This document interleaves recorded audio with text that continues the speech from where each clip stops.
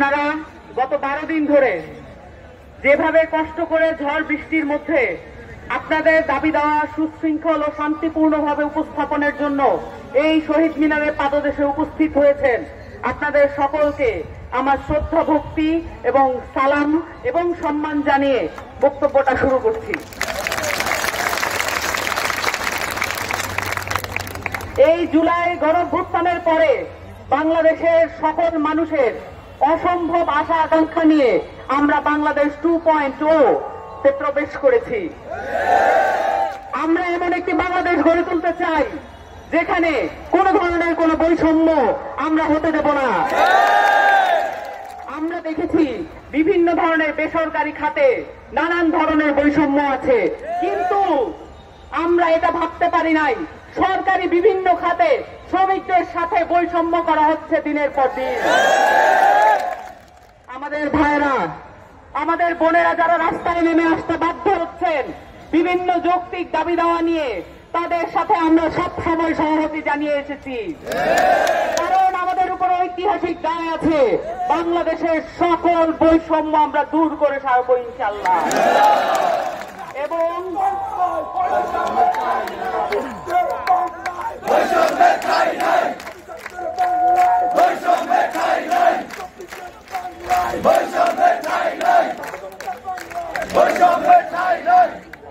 এবং আমরা জানি বিদ্যুৎ একটি অত্যন্ত জনগুরুত্বপূর্ণ খাত। এই খাতের সাথে জড়িত নানান ধরনের কর্মচারী আছেন, কর্মকর্তা আছেন এবং শ্রমিকেরা আছেন, এবং তাদের সাথে কোন ধরনের বৈষম্য করা বাংলাদেশের সাথে বৈষম্য করার শামিল, বাংলাদেশের সাথে প্রতারণা করার শামিল। এমন কোন খাত নাই যেখানে দিল্লির হাত পড়ে নাই। এই দিল্লির হাতকে আমাদের সকলে মিলে উৎখাত করতে হবে। আপনারা সকলে শান্তিপূর্ণভাবে যে দাবি দেওয়া জানিয়ে এসেছেন, এই দাবি দেওয়ার প্রতি এনসিপি এবং আমার পূর্ণ সংহতি জ্ঞাপন করলাম।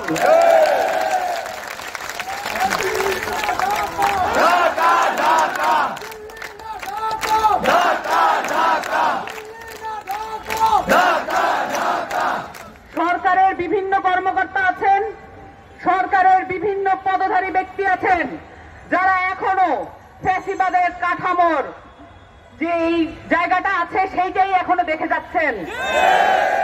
তাদেরকে দ্রুত অপসারণ করলে আমাদের বাংলাদেশের মানুষের মনে শান্তি ফিরে আসবে।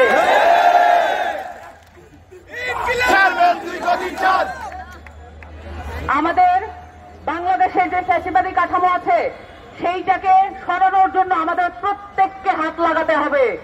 আপনারা শহীদ মিনারে এসেছেন, যেখান থেকে এক দফার ঘোষণা হয়েছিল, আমরা বলেছিলাম ফ্যাসিবাদী কাঠামোর বিলোপ করতে হবে।